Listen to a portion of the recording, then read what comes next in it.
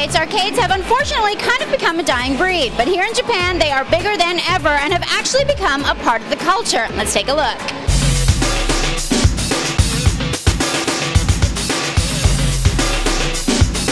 You've all probably visited super arcades in the US like Dave & Buster's or Jillian's. But in Tokyo, arcades can span up to 5 floors, often with each floor dedicated to one game like Virtua Fighter 5.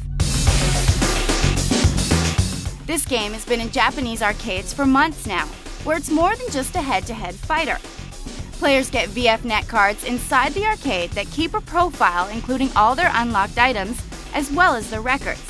You simply shove it into the card reader and the machine takes care of the rest. You can even play against other players at various arcades around the city via the internet.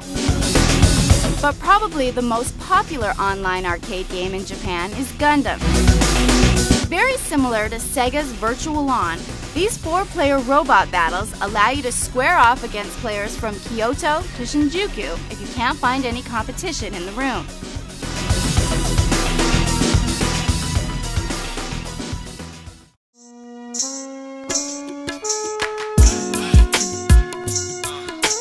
Wired arcade games in Japan aren't just limited to combat though. Idolmaster is very much a spoof of American Idol. The actual gameplay is little more than a few timing-based mini-games with the object of taking a fledgling pop star to the big time.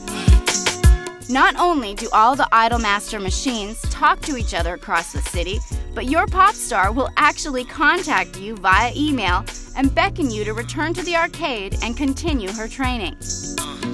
As the star's producer, it's your job to make sure she moves up the citywide leaderboard and remain a professional at the same time. This mega hit is being developed for the Xbox 360 in Japan, though there's no word on a US release.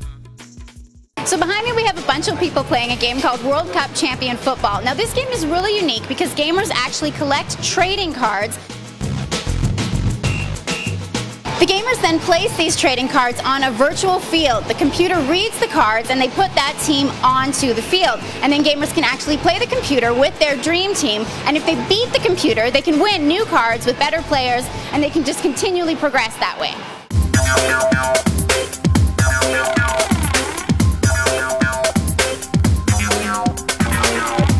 Of course, there are still plenty of goofy drumming games, card games, and other genres that wouldn't be caught dead in the beer-soaked arcades of the US. Not to mention chain-smoking businessmen playing classics like Street Fighter. Gaming is truly a part of the culture in Japan, and nowhere is this more obvious than in the thousands of arcades that litter Tokyo. We just wish that the scene would return to our stomping grounds.